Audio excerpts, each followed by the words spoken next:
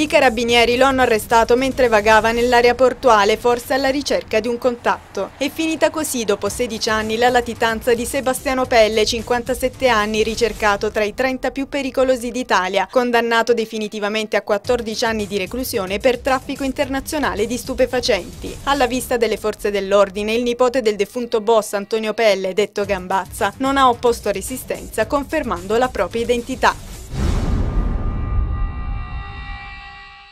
Un'organizzazione criminale riconducibile all''ndrangheta è stata smantellata dai carabinieri del nucleo investigativo di Roma. La banda importava ingenti carichi di cocaina dal Sud America in contatto diretto con i cartelli colombiani. 30 i provvedimenti emessi in varie regioni, tra cui la Calabria. La droga veniva nascosta in container con merce legale. Nel corso dell'indagine i carabinieri hanno sequestrato 2200 kg di cocaina nei porti di Gioia Tauro e Livorno.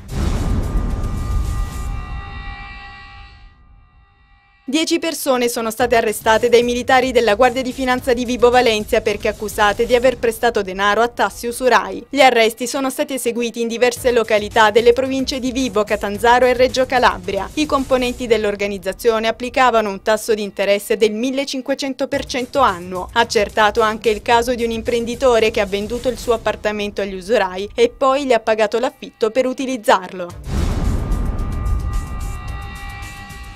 Presidio UGL davanti al carcere di Cosenza stamattina per manifestare la volontà di ripristinare corrette relazioni sindacali. La segreteria regionale UGL Polizia Penitenziaria ha riscontrato, si legge in una nota, un sostanziale attacco alle libertà sindacali dell'UGL. L'occasione è utile, si legge ancora, per evidenziare lo stato di abbandono in cui versa il personale della Calabria. Presente sul posto il segretario nazionale aggiunto Tonino Mancini.